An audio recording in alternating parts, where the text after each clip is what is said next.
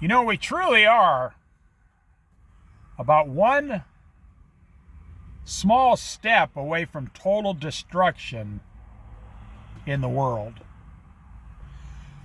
Now, this is not a doom and gloom video, no. This is actually an uplifting, encouraging video, trying to get you to understand what's really happening just outside of your door. When you walk out of your house and you go to the edge of your lawn, and there's the sidewalk, and then there's the city street.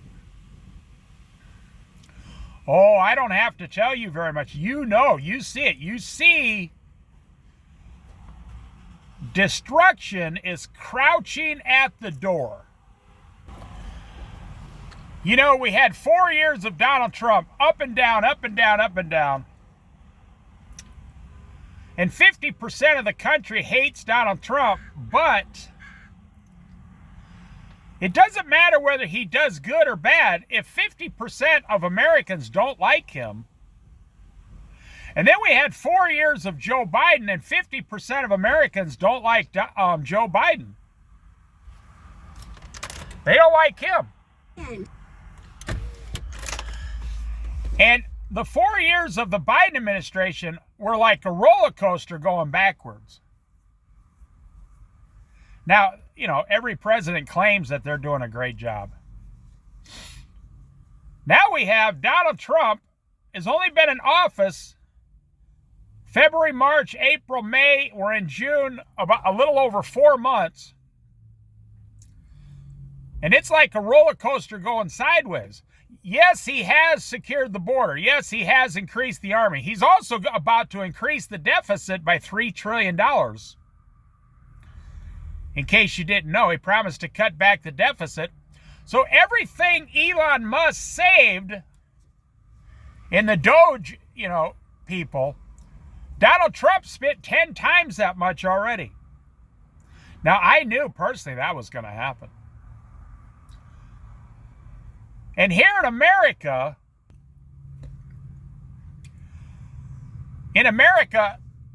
about 70 years ago, you're too young to remember, but I remember.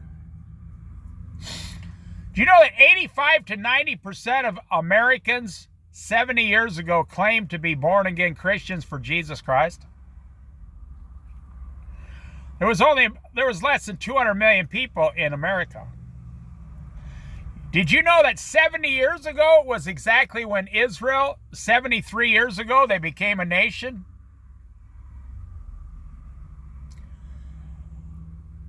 Do you know that about the exact same time China became the Chinese Republic? Did you know that China did what it did all at the same time Israel did what it did? World War II was over at the exact same time.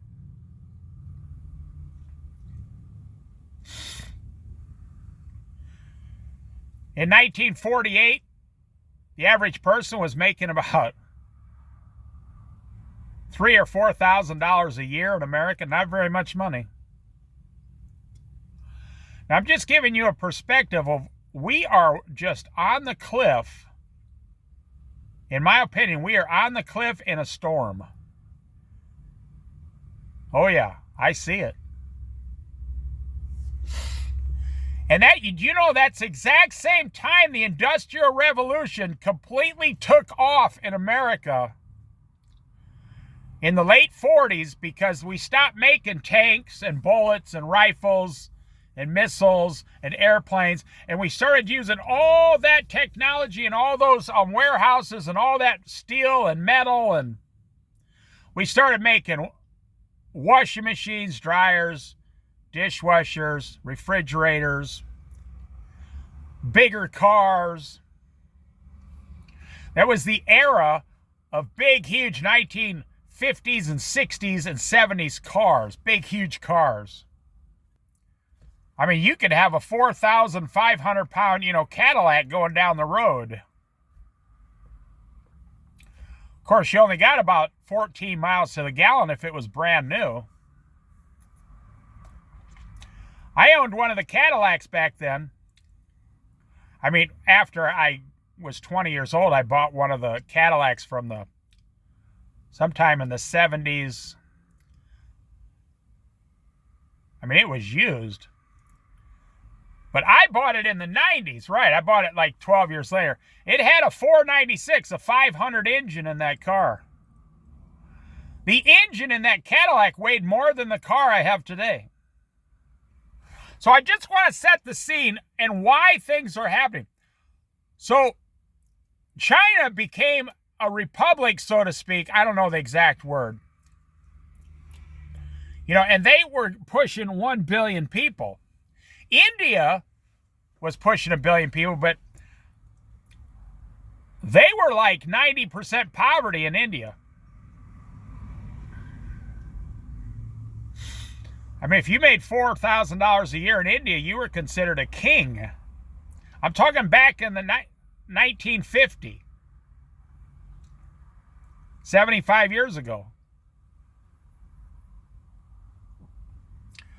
So Israel is 78 years old now, and Israel's been becoming stronger and stronger and stronger and stronger. Just like God promised in the Bible, the last generation. God has kept his word. And China is becoming stronger and stronger and stronger, not through God, because their government, you know, they made it illegal to believe in Jesus for the last 60 years. They became stronger through just having 1 billion people and technology. I mean, you're going to become strong when you have, you know, 600 million people to go to work every day and make stuff. And back then, you only had to pay them like 75 cents an hour. Today, they only make like $5 an hour. Those factory workers in China. In Mexico, the factory workers in the plants only make $6 an hour. 2025, my friends, and the people in Mexico make $6 an hour. Look it up. And they just got a raise up to $6 an hour. You wonder why they eat beans and rice and tacos and burritos all the time. They can't afford anything else. But what happened in America in 75 years? America went from 90%, it was like 88% of people claiming to believe in Jesus Christ as their Lord and Savior. You used to even have politicians get up in Congress back in the 1950s and give big, long speeches right out of the Bible. In just one generation, 75 years, we've gone down to 35% of Americans, maybe 40 at the most, 40%, but will claim they believe in Jesus Christ as their Lord and Savior.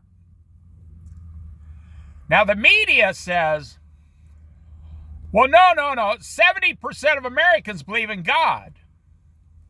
Yeah, but, you know, half of those people believe in some kind of wacky God or a female God or the God of sex, drugs, and rock and roll. They believe something's up there in the sky.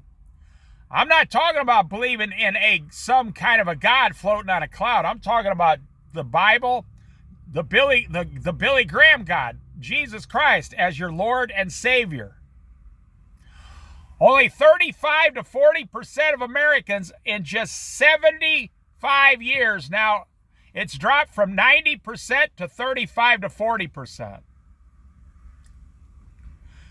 Wow. And I hate to say it, and I'm not a politician. I'm not a Republican, and I'm not a Democrat. I'm not an independent. I'm a Christian. Donald Trump made a lot of promises his first 4 years, and he only kept about half of them. And then he went around calling everybody names. Well, you see now today, Elon Musk and Donald Trump, this is on national news. It's national news. Elon Musk and Donald Trump are now arguing with each other publicly, calling each other names. Elon Musk is really angry that he did all that work to save the American taxpayer about $800 billion, and Donald Trump's going to go and increase the budget by $2.5 to $3 trillion. And Donald Trump promised he would not do that.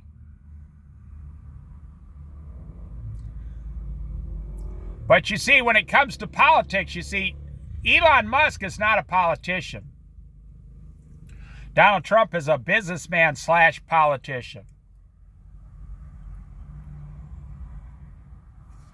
So Donald Trump has to deal with everybody in Congress. Donald Trump has to deal with everybody in Congress and in the Senate, the House, the Senate, and he has to, you know, you can't get anything passed unless you give everybody a little bit of something. But I don't know how everybody's getting everything, because they're cutting back Medicare, Medicaid, they're cutting back Obamacare, they're cutting back food stamps. I'm telling you, I've never seen a time in my lifetime, and I'm 63 years old, almost. I've never seen a time in my lifetime where things have been so out of control. And I'm not blaming Trump. I'm not blaming Joe Biden. I'm not blaming George Bush. I'm not blaming Barack Obama. I'm not blaming the government. This was in the Bible before any of these people were ever born. We are the last generation. Let me give you some numbers. Over 60% of Americans do not have $3,000 in a bank for an emergency. It's like 66%, I think, do not have over $3,000 measly dollars in a bank. Oh man, that should scare. I mean, 65% of Americans don't have $3,000. Well, $3,000 was a lot of money 8 years ago. Today, if you have an emergency, of any real emergency, you're going to need a minimum of 10 grand to keep your family alive for a year.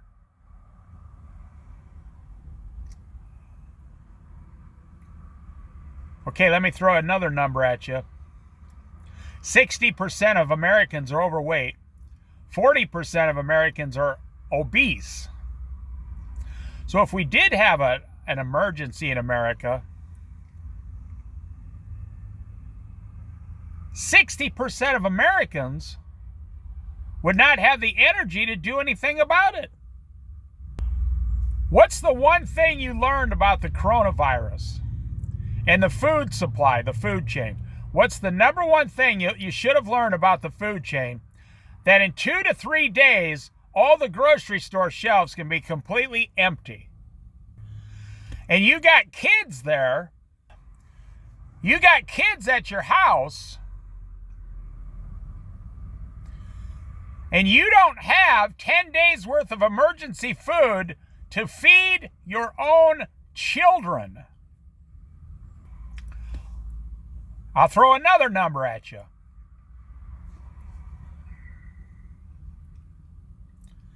5% of Americans have 30 days worth of emergency supplies. 5%.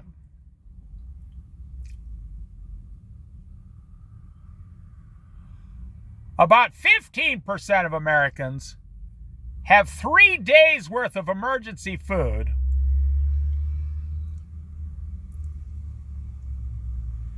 And the last remaining 80% of Americans have less than 3 days worth of emergency food for their family. And water. Let me throw another thought at you here. I haven't even included God in this equation. You know, I think about Sodom and Gomorrah before Jesus went and talked to Abraham. And the two angels were with Jesus. And the two angels went on by themselves, and Jesus spoke to Abraham. And I think about the condition of Sodom and Gomorrah. I truly believe if Jesus did not go down there and destroy the place, I believe that the people of Sodom and Gomorrah would have destroyed themselves anyway. We got 25-year-old young men in this country buying $90,000 pickups on $1,400 a month payments. Wow. When did we get to the point in America where a 25-year-old kid is allowed to buy $1,400 payments? What kind of a bank would loan a kid like that $1,400 a month for 7 years and think that that's a good idea? I'll throw another number at you. We're to the point in this country, a used car payment is $500 a month. A new car payment is $700 a month, and the average new truck payment is $950 a month. So you take $1,000 a month for 7 years, 70 months, 84 months. That means the truck with interest will cost you $80,000 just to pay off the truck. No gas, no insurance. I wonder what insurance is for a 25-year-old kid with an $84,000 truck. Woo! I can't imagine. I saw this video. They asked guys working at a car lot and women, the ones that work there, how much is your car payment? They say $900 a month. Only one guy working as a mechanic in the base said, I don't have a car payment. I drive like a 2003 Toyota with 300,000 miles on it. I have no payment. And they laughed at the guy. The lady said, we have 2 car payments, one for me and one for my wife. Mine is $1,100 and hers is only $900. And they were cars, not trucks. One kid said, I've been here a while. I make good money selling cars. I have 3 car payments, totaling $2,700 a month, all 3 combined. $2,700 a month.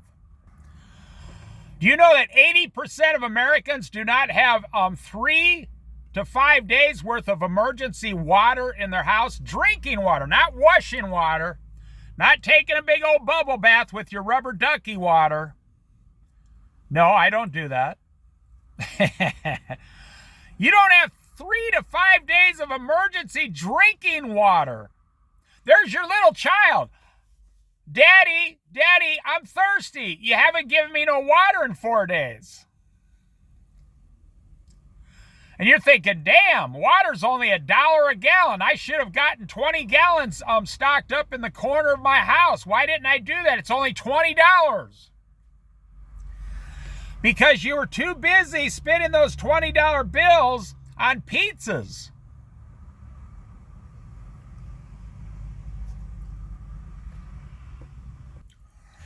I watch young guys come out to the Oregon coast here, $80,000 truck, a $40,000 toy hauler,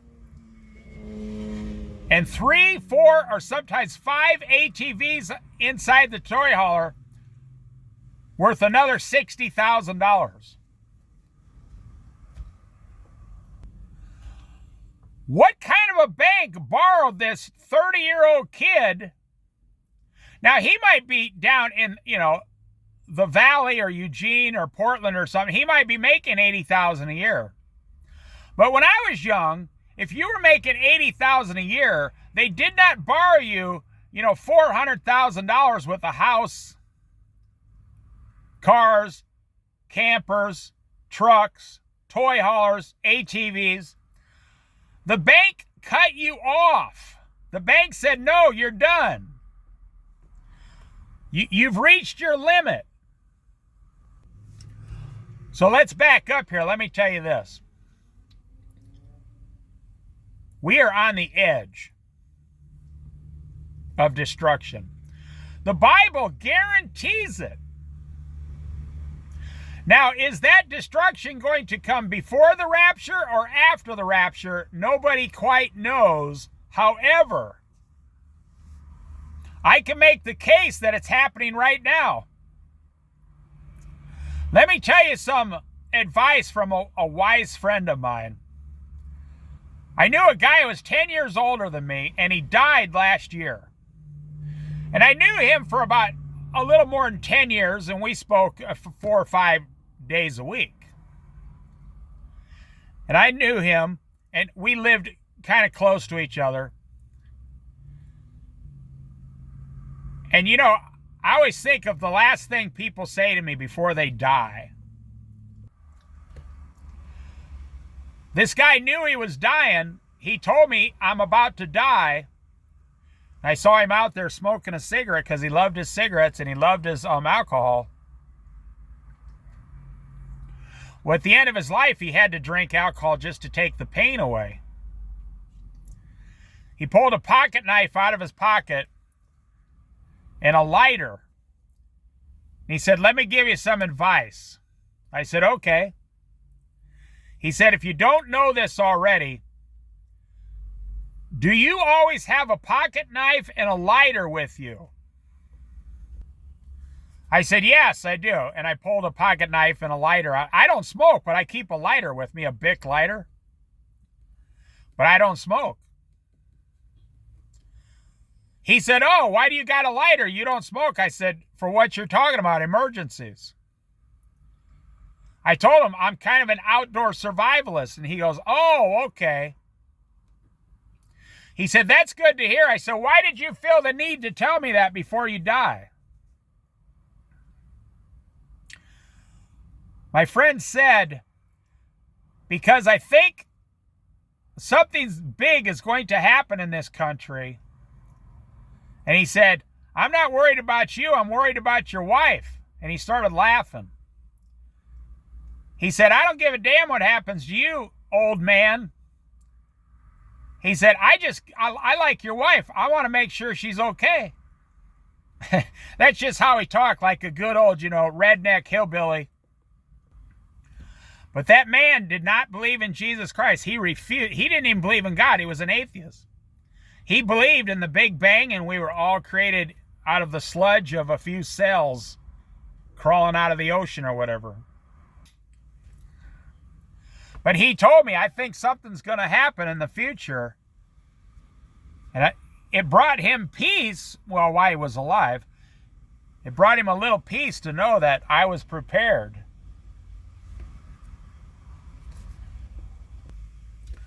I told another friend of mine 1 year younger than me, last month I was talking to him, I said, are you ready for an emergency? He says, like what? What are you talking about? And I explained, well, anything could happen, and blah, blah, blah. And he looked at me and smiled and said, if there's any kind of an emergency, he said, we're screwed. He said, we'll be on the street within a month. We won't make it. He said, I don't even like going camping. He says, I have no plans for any emergency, Dave. But I got him to think about it. I got him to think in his brain, what if this actually does happen? What if there's a 10% chance that Dave is right, something's going to happen? Now, I will tell you, I pray to God that nothing happens. And you guys know I talk to Jesus every day. I pray every day, Lord, I pray for the economy. I pray nothing happens. And the Lord says nothing to me because he knows that I know something's going to happen. Jesus prayed, Father, if you can take this cross away from me, if it's possible, but not my will, your will, Father, W-I-L, your will be done. Thy will be done. He knew in other words, he prayed that the cross could be taken away, but he knew it couldn't be taken away. But he still prayed about it.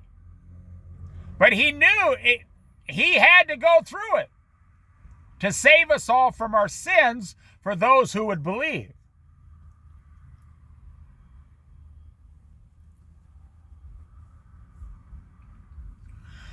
So I'm going to finish this up in a few minutes. It's the craziest thing. You have a $300,000 house. You have $100,000 in a 401k. You have $20,000 in a savings account at your local bank. You have a whole house full of furniture. You have 2 cars. You have a whole garage full of crap you've never even looked at for 5 years. Some of you have a storage unit because your house, your 2,000 square foot house, is not big enough to put all your personal possessions in. That's how crazy and greedy you are.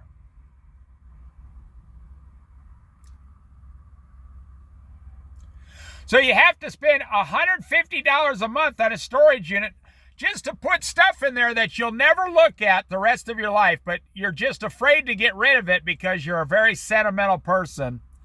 And you're afraid someone will come over to your house in the middle of the night and say, "Hey, where's that lamp I gave you in 1969?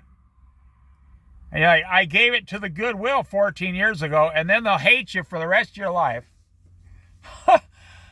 I don't know what would possess a person to go down and spend $150 to $200 a month on storage for stuff they'll never look at. You have all these things. You make $80,000 a year, you and your wife. You got all 2 closets full of clothes. Now listen very carefully. But 80% of you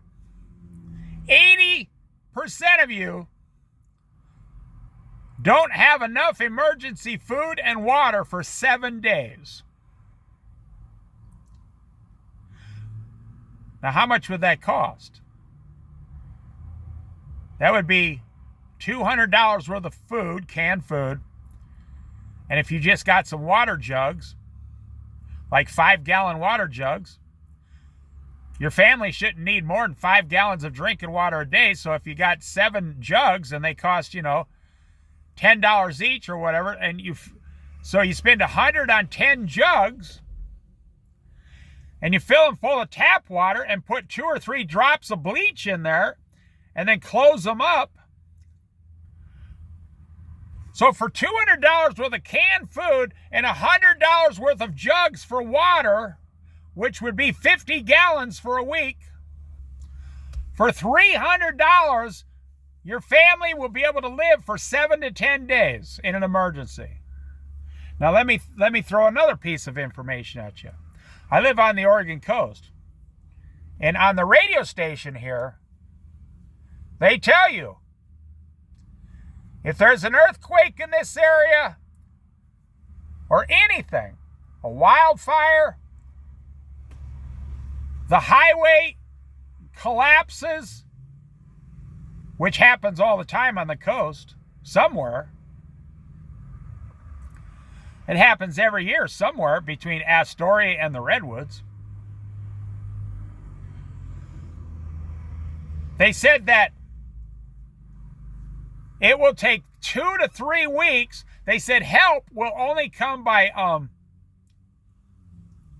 ship, by water. The only way they'll be able to get help to us on the coast is by a ship on the water, which means boats. So the Coast Guard will be filling up food and water and bringing it down to the port. And, 10,000 people will be down there begging for some emergency supplies. And they say on the radio, they put this ad on like once every day. And nobody listens. They said, if we ever have a real bad emergency, it will be 2 to 3 weeks minimum before help arrives. Wow. you will not get help for 3 weeks. You know, just down the road here, there's a small little town, Mapleton, Oregon. Their water system collapsed for like 2 years. And for almost a year, they were getting emergency FEMA water for the people to drink. Because something happened to the filtering system down at the plant, and they couldn't get that filter built. Had to come from China or something. And they got it, and then it collapsed again, and they went almost 2 years without having water on a regular basis. A little town of like 500 people. So they can already tell you what it's like. But I'm just saying, you know, Russia and Ukraine are at war. Israel's at war.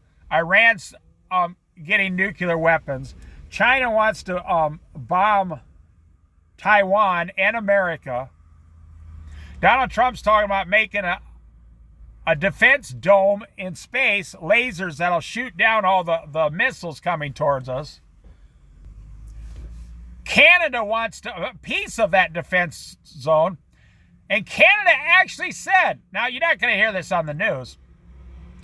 Canada said, if you let us have all the benefits of America, we might consider becoming the 51st state of America. Now, I know a lot of Canadians, most of them, 80% are against it. But then if you tell Canada, well, you know, I mean, Canada's not doing well. Their government doesn't do well. Do you know how much food and housing cost in Canada? Look it up. Just pick any city in Canada. Look up 3-bedroom apartment. And it's more expensive than Los Angeles and San Francisco. The only people that are surviving in Canada are the ones that are living out in the middle of a field somewhere. But then, you know, you don't have any jobs out there. There's no jobs out there. I've been to Canada before. It takes like 4 hours to drive somewhere. Just to the next small town where there's nothing. They don't have a lot of Walmarts and all this stuff until you go to the big cities. It's not like in America where we got a Walmart in, you know, Newport, Coos Bay. In small little towns of 25,000, we got big, huge Walmarts around here. Let me throw another piece of information at you.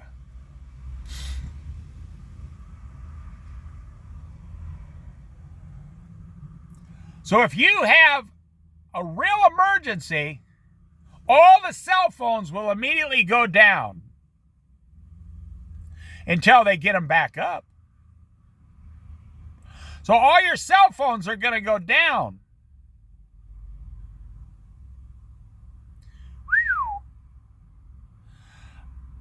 You know, this is not a doom and gloom. I'm not a conspiracy theorist. Everything I've said in this video is happening now.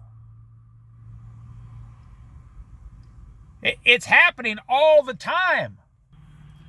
You know, I can always tell what the economy's doing. Like out here on the coast, a lot of guys are trying to sell their classic cars. Now, the only people that own classic cars are senior citizens. They're trying to sell their classic cars and they can't sell them. I've seen classic cars out here on Craigslist for sale in this town or in this area of the coast for 4 months, 5 months, 6 months, 9 months. Nobody wants them.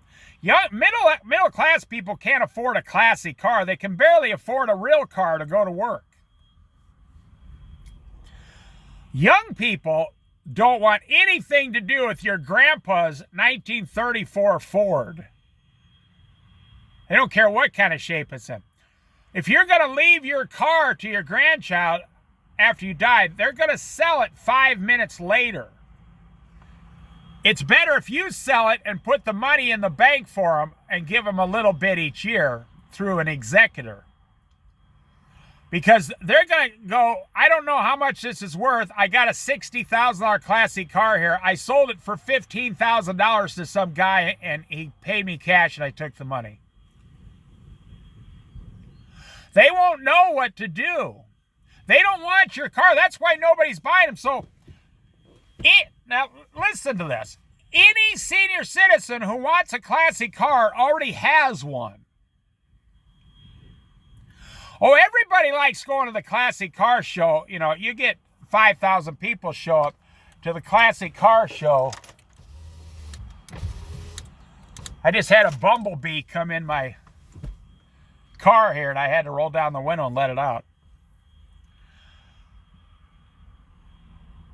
Everybody likes to look at classic cars, but you don't want to put down 50 grand to get one, and then, you know, two or 3,000 a year to maintain the thing. There's no middle class people that can afford it, and young people don't want it. And I'm telling you, these guys, I've spoken to some of them. They're like, I saw a pickup out here, like a 65 Ford. I mean, it was 101% professionally, totally restored, bumper to bumper. New engine, new transmission, new brakes, new tires, new brake cylinders. New everything except the body. They took everything out. They took the body off the frame, completely restored it professionally. Took every part on this truck and completely restored it, and it was professionally painted. This truck was worth like $60,000 or $70,000 in reality. Well, I would have said 10 years ago they could have got $60,000 for it. They were asking $30,000 for it, and not one person made an offer. For a year. Because nobody wants it. So the guy said, screw it. And he just put it back in his garage and kept it. He said, if I can't get $30,000 for a $60,000 truck. Now everybody wants it, but are you going to spend $30,000 for an old truck, you know, just to drive around a few times a year? Let me lay another piece of information on you. Everybody's going to small campers, smaller motorhomes. Everybody's going to Sprinter vans. Like old retired couples. They used to go out and buy a 34-foot motorhome and travel around America. Now they're buying a 22-foot Sprinter. It's only 6 foot wide. They got less than 140 square foot space. 70-year-old people are living in those. 50-year-old people are retired early living in them. They say, nope, that's good enough for me. Because you can get a really nice Sprinter for 100 grand. A motorhome's going to run you closer to 200, like in the old days, the big ones.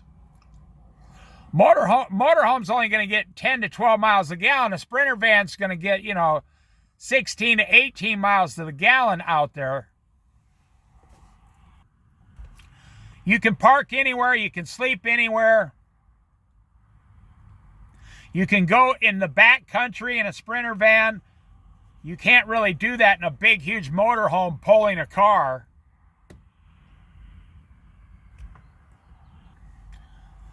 As soon as one of these small little trailers comes available, or a Sprinter, or it's gone. Boom. It's sold instantly. They don't stick around at all. I saw a motorhome somewhere around Portland. They've been trying to sell this motorhome for 6 months. It's like a 29-foot old. I mean, it's like 65, 70% mint condition. It's old. It was owned by a little old guy, an old guy and his wife. They're too old now. They don't travel. It's only got like 60,000 miles on it. Everything in it is perfect. It's a beautiful motorhome.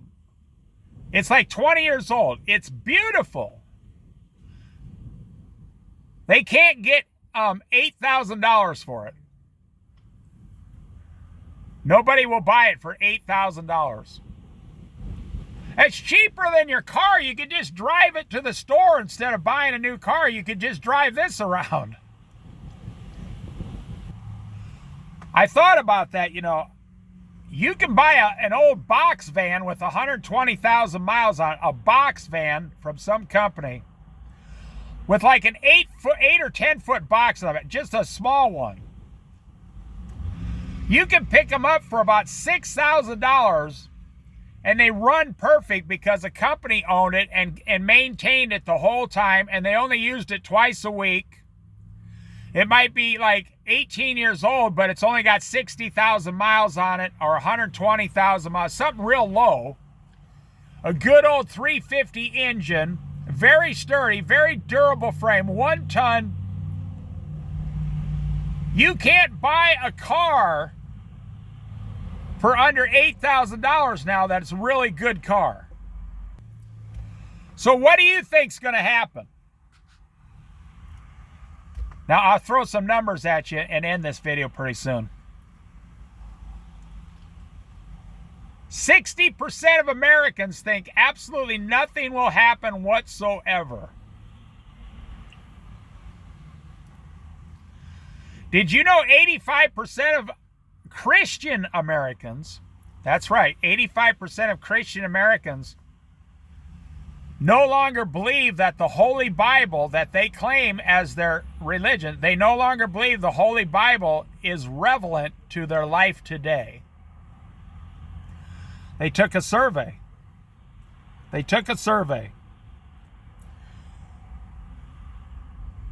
And only 15% of Christians, church-going Christians, believe that the Old Testament and the New Testament and the book of Revelation and the book of Genesis has an impact to better their life today. 85% no longer believe that the Bible will help them. You know, Jesus said, or someone said in the New Testament, in the last days there will be a drought for the Word of God. A drought, not for water, but for the Word of God. Now, he's not saying there won't be a drought for water. There might be a drought for water. But he's saying people will no longer listen to sound doctrine from God. I've always wondered that about God. What does he do? What is God forced to do? What is God forced to do when 80% of the people in the entire world will no longer even listen to him? They refuse to listen. They completely reject listening to God.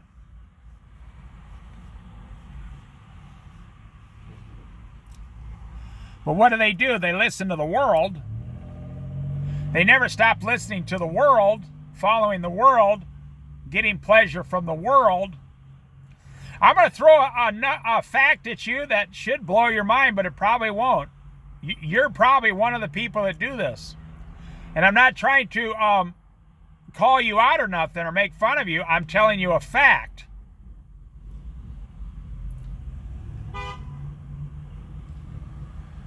Yeah, people, the love of most is growing cold. I just saw an old guy innocently pull out in the parking lot. Just very innocently. And another guy in a brand new Cadillac SUV came through the parking lot 30 miles an hour honking at him. Get out of my way. It was an 85-year-old man just driving slow. But you're so angry that you're willing to hate an 85-year-old man who's been working his whole life trying to survive. You're willing to hate this person because they accidentally pulled in front of you in a parking lot. Oh my gosh. So yeah, I've always wondered, what is God going to be forced to do here when 80% of the world says we don't want to listen to it? I mean, can you imagine looking, God's got the word out there, the preaching, he's got all these things. And 80% of the world looks right at God and says, nah, I don't want to talk about it. That's not for me. I'm too busy. It's kind of like the wedding banquet. All the invitations went out. Come to my son's wedding banquet.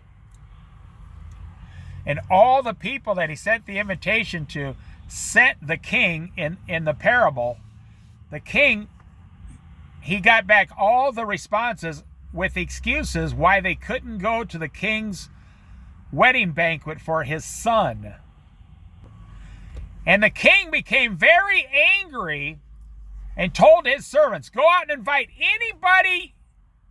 Get it. I want the hall, H-A-L-L, I want the wedding hall to be full. Go invite the lame, the sick, the tax collectors, the prostitutes, the sinners, the drunk. Get them all in here. And that, it's because a lot of righteous, so-called righteous people rejected the offer of salvation. So the offer extended to the sinful Gentiles, which I was one. And that's how a lot of, Jesus said, I tell you the truth, the tax collectors, the prostitutes, and the sinners are entering the kingdom of God ahead of you. That's what he told the Jewish leaders, the Pharisees, the Romans. He told them, you think you're so righteous, but the tax collectors, the prostitutes, and the drunkards are getting into heaven before you are. I think I'll end right there. I think we are within 4 years. 26, 27, 28, and possibly 29. 28 or 2028 or 2029. I think God will say, this is just what I feel spiritually. I'm not talking about the rapture. I'm talking about punishment. The Lord told Moses, tell the people when they go over to the land of milk and honey, if they do everything I commanded and have spoken, and then there's a list of blessings he will give them. And then he says, but also tell them, if they refuse what I told them, if they refuse to do it, then God, the Lord, gives a list of curses that he will put upon the people and their children, and it's 3 times longer than the blessings. So in America, we're seeing less and less people follow Jesus. We're seeing greater amounts of sexual immorality, pornography, drugs use, alcohol. In America, we're seeing greed, hate, lust, anger, love. In America, we're seeing love for your neighbor growing cold. That's why I say, but in America, we all see one thing here. Everybody is serving money. In America, everybody is serving money.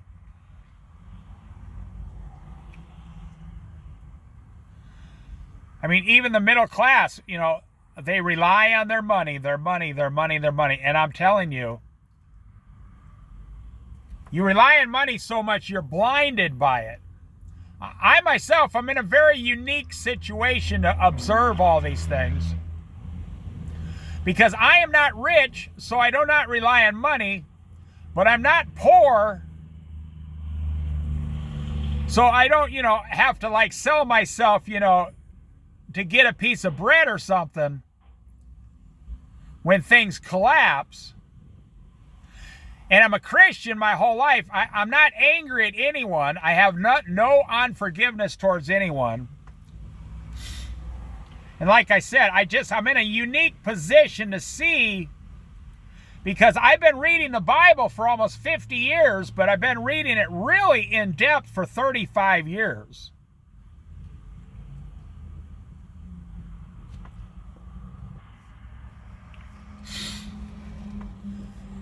So I believe within 4 years, now I hope I'm wrong. I pray that I'm wrong. You think I want to go outside with some survival supplies and start trying to make rabbit stew for my family? You think that's what I want to do? No. No, I don't want. Hey, honey, do you want the rabbit's foot or the rabbit's tail tonight? It's your birthday. Happy birthday. I got you some blackbird pie with some tree roots.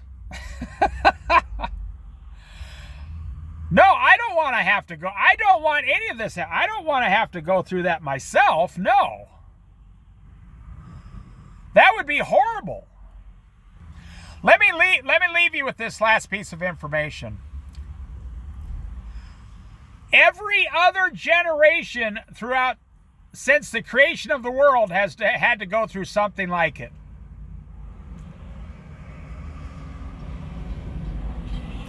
Every other generation since Adam and Eve has had to go through some kind of a worldwide hardship. It comes about every 80 years, big time. Now let me ask you, so why would God spare this generation? Well, we falsely believe we got technology, we got YouTube, Instagram, we got tacos, pizza, and chicken wings.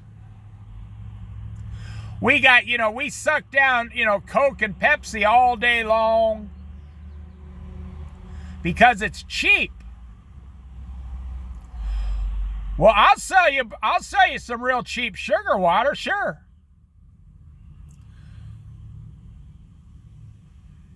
Just meet me down the corner here. I'll pour some water in a half a gallon jug.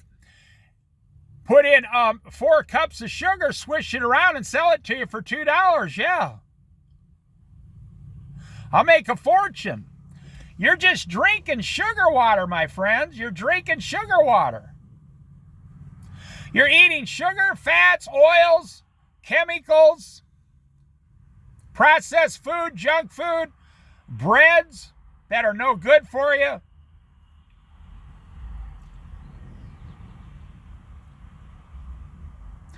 Do you know 70% of children at 15 years old don't know how to cook? Now that blows my mind. My mom and dad taught me how to cook everything before I was like 14 years old. I mean, at 14, I could have made Thanksgiving dinner. I'm not sure how it would have turned out, but it would have been edible. At least I would have known how to do it.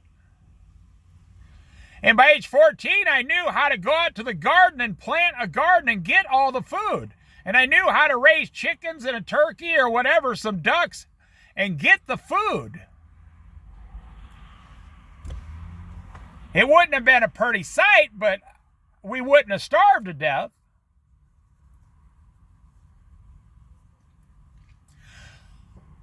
So 70% of 15 or 16-year-olds don't know how to cook. Everything they eat has come out of a bag. Now, let me say this. We're about to see 2 or 3 epidemics in this world, in the United States. One is, you've been feeding your children nothing but junk food for 20 years. Most of your children will be in the hospital by age 40 because of all the junk you fed them the first 20 years of their life. Because the first 20 years, the body can process it, but it breaks the body down. Well, by the time they hit 40 years old, guess what? By the time they hit 40 years old, they're going to be sick. And I don't say that with any pleasure. That really bothers me. The next pandemic we're going to see in this country is senior citizens who have no savings, 60%. There's 70 million of them, 60% of 70 million. So by the time it happens, about 9 million of them will be dead. So 60 million. So 35 out of 60 million have no money, and they only get $1,400 a month Social Security. And in 6 years, 8 years at the most, all the rent in America within 8 years will be over $1,400 a month. And your grandma and your grandpa will be living outside in their vehicle on Social Security because they'll have no other place to go. And Donald Trump just cut back subsidized housing in America by 36%. And there will be no money for subsidized housing for senior citizens in the future. Wow.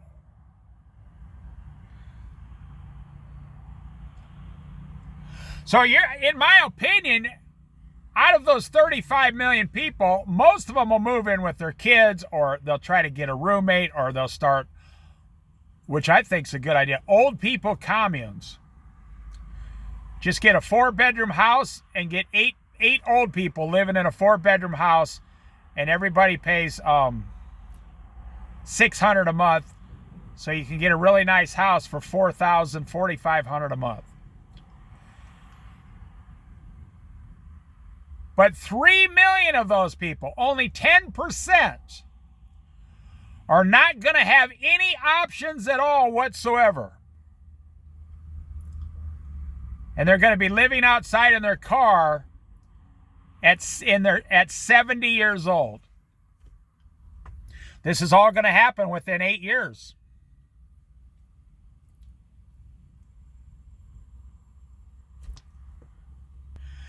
Remember when Joe Biden said, well, Donald Trump said, we're going to solve he said, if you vote for me the first time, his first 4 years, I will solve the homeless problem in one day. That's what he said. So he got elected. The homeless problem grew 30% since he said that. Then Joe Biden for 4 years, and Kamala Harris was from California, San Francisco. She said, we're going to solve the homeless problem. And California put like $30 billion towards the homeless problem, and it only grew larger. Wow. Now Donald Trump's back for the second time, and he's never once talked about fixing the homeless problem. He doesn't care. He says, no, that's up to the states. That's his new thing to say now. We're going to cut the federal government by 50% and leave everything up to the states to do whatever they want to do. So I believe here within 6 years, people are going to be moving to states with the most welfare and the most help. People are going to be moving to states.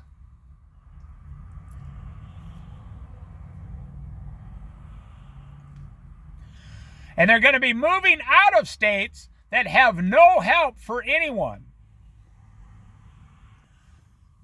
Now, a little bit of good news is I see a lot of people over 40 years old up to 70 years old taking control of their life. I see a lot of people like me. I just lost 63 pounds.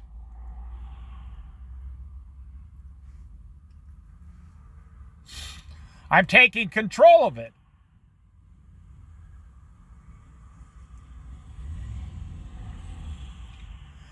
I see a lot of people in their late 50s and early 60s completely taking control of their life again. They're paying off their house. They're 100% debt-free. They're saving up to 40% of their income every month in a savings account, not in stocks. They don't invest in anything. They'll just take the 1% at the bank and be happy. They cashed out their 401k. They paid off their cars, and they only drive 50% as much. Now, I told you this on one of my weight loss videos on the playlist on this channel. I've cut my garbage by 50% in this world. And I found out it's because when I started eating all healthy foods and I lost 63 pounds, my garbage that I take out to the dumpster has been cut in half by 50%. I've been keeping track of it. Well, do you know what that means? I'm spending 50% less on the junk that they're selling. And if you have 10, 15, 25 million people start doing that, a lot of these companies are going to go out of business. I mean, I don't use ketchup, mustard, mayonnaise. I don't use sauces. I don't buy anything. I don't fry anything. I only use extra virgin olive oil. I don't use salt. I stopped buying salt. I don't buy cereal. I buy oatmeal, old-fashioned Quaker oats. It's very healthy. I just put a little bit of honey on it. That's it. My food has been cut by 50%, and my garbage has been cut by 50%. I actually have $200 or $300 extra a month now than I had last year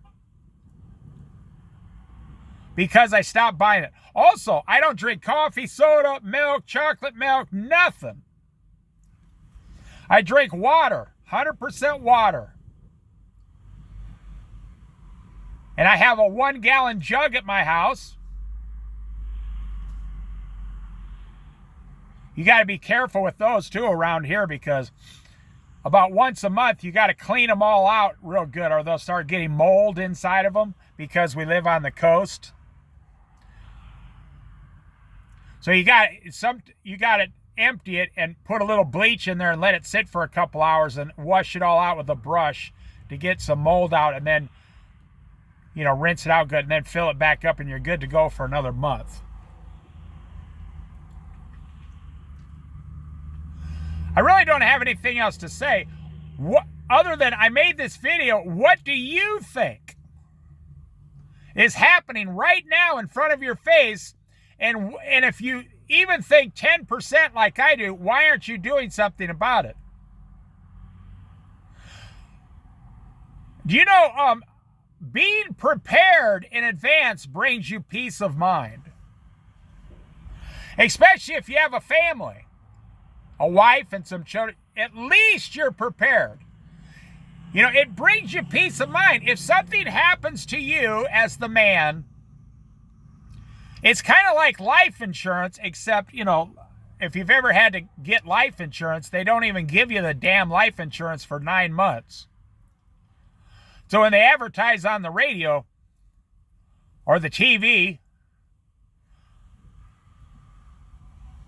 you need life insurance for your family so they can pay for your burial.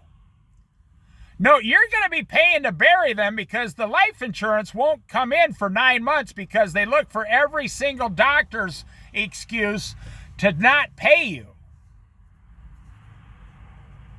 I knew this when my dad died. And he had like a $3,000 benefit from one of those on the TV Mutual of Omaha people that, you just pay like $6 a month or whatever. It took 9 months to get $3,000 out of an insurance company. And the funeral cost like $7,000. Wow.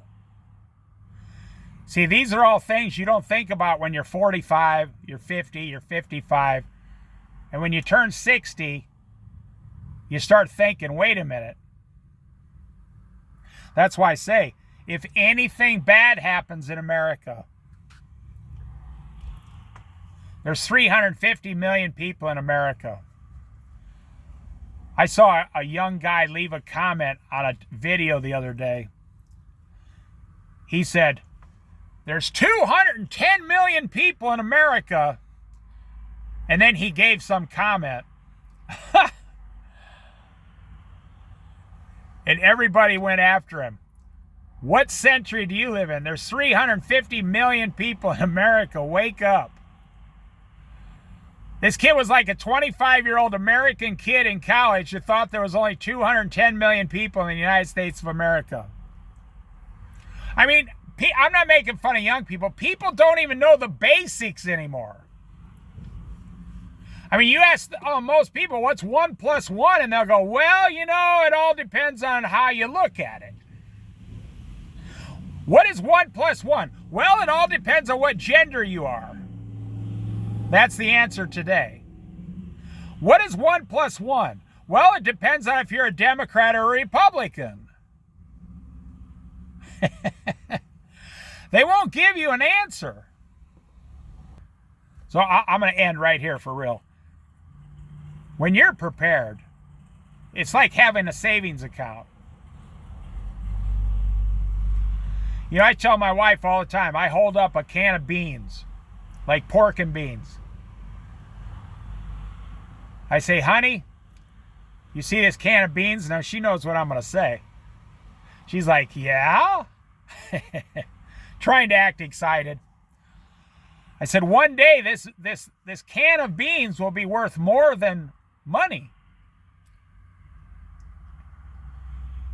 And it's true. The can of beans will be worth more than money. Now, if there's a total collapse, I'll be out in the middle of the woods somewhere with a .22 rifle eating my rabbit stew and my beans. And nobody will ever see me until it's over. I mean, I was raised on a farm. I've told people this before. If you ever see a pandemic, I mean a total collapse, run down to the feed store and buy 100 small chickens. Egg-laying chickens. I don't care if you keep them in your living room. You'll never starve. If you got an old van, you can put them in the back of a van. I'm not making this up. Run down and get 100 little baby chickens. Only about 80 of them will survive, and only about half those will start producing eggs, and you'll have a lot of eggs, and then once a week you'll have a whole chicken to eat, and then you let some of the eggs incubate. Well, that's how I know from the farm, you see. You let some of the eggs you don't take some eggs, you can look it up online, but we used to do it.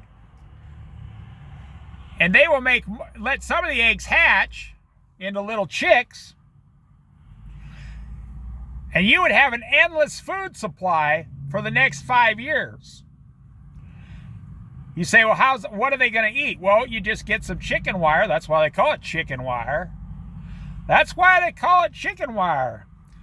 And you go out in the yard or wherever you're surviving, and you put the chickens in there, and you just let them peck at the ground all day.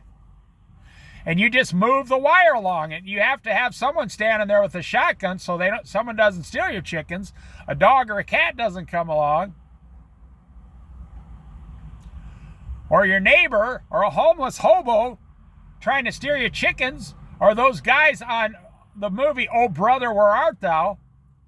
They went in the yard and stole the chickens after they broke out of jail. And they're sitting in there picking at some little skinny chicken, you know, during the Great Depression. And you should always have some seeds with you. And you should always, the first thing I would do is run down and get 100 chickens. And then me and all my neighbors would take care of them. And I would try to get 100 pounds of potatoes immediately. And then you cut them up and you let the eyes come out of the potatoes, and then you regrow them in 5-gallon buckets. And now you got chicken, you got eggs, and you got potatoes. And then, you know, some of your neighbors or whatever, they could be growing vegetables. One lady can grow tomatoes, the other guy can grow bell peppers, the other guy can grow onions.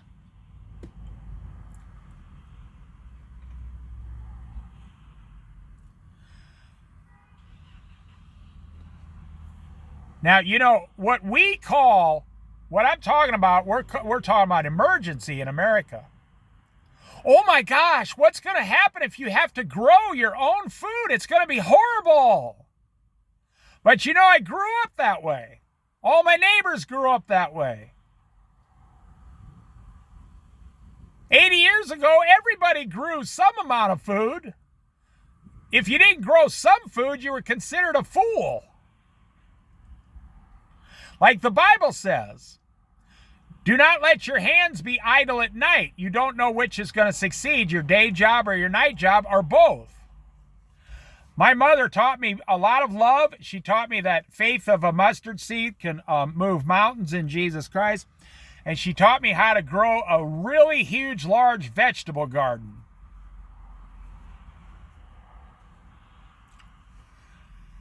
And I learned that you grow strawberries in the sunshine and you just let them grow wild, And in 4 years, you got more strawberries than you can even pick.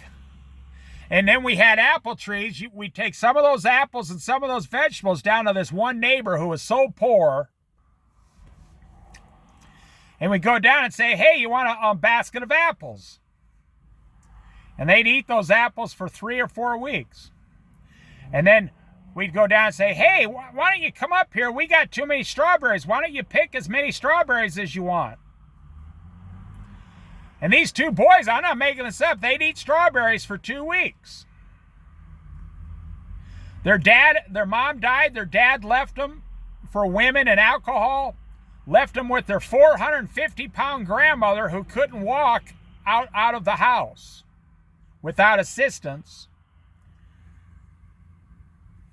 And the only thing she did was sit in front of a little 13-inch black and white TV for 25 years until they were on their own, and then she passed away. And they lost the place. They lost the land. It was 5 acres.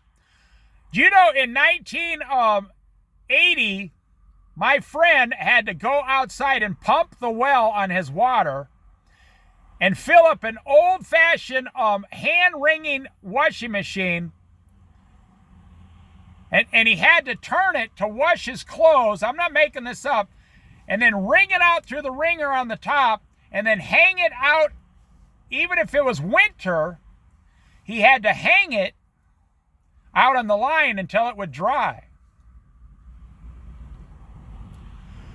And they had a BB gun and a .22 rifle, and he would go down. We had a creek nearby, and he would go down the creek every once in a while and shoot a pheasant, a rabbit, a squirrel, or a raccoon. Yeah. And he would, I'd go down and say, hey, you know, I was like 14 years old. What are you doing today? He goes, I'm skinning up this raccoon so we can have some dinner. And I would go home. My mom would be making chicken, and I'd say, my friend down the road's eating raccoon tonight. My mom would say, you're making that up. I said, they don't have any food. They're eating a raccoon and some potatoes. This was in like 1976. I remember once we found 2 dead raccoons on the road that got run over by a truck. And they were big. They were like 30 pounds each. They were big old coons. And my friend said, hey, we can get money for these. And we put them in a garbage bag, put them in the back trunk of my mom's car. Boy, she's like, do not put those in the car. Put them in the trunk. She drove us all the way over to a fur guy, gave us $25 each for those 2 raccoons back in the day. Now they don't even, you can't get anything out of them today. But this was back when fur was still popular. Now, we didn't kill them. They were already dead. And we got $50 for those coons. And I gave my friend $25. And I kept $25. And we took him home. And, you know, that's the first time. We were only 14 years old at the time. That's the first time he's ever had $25 in his hand at 14 years old.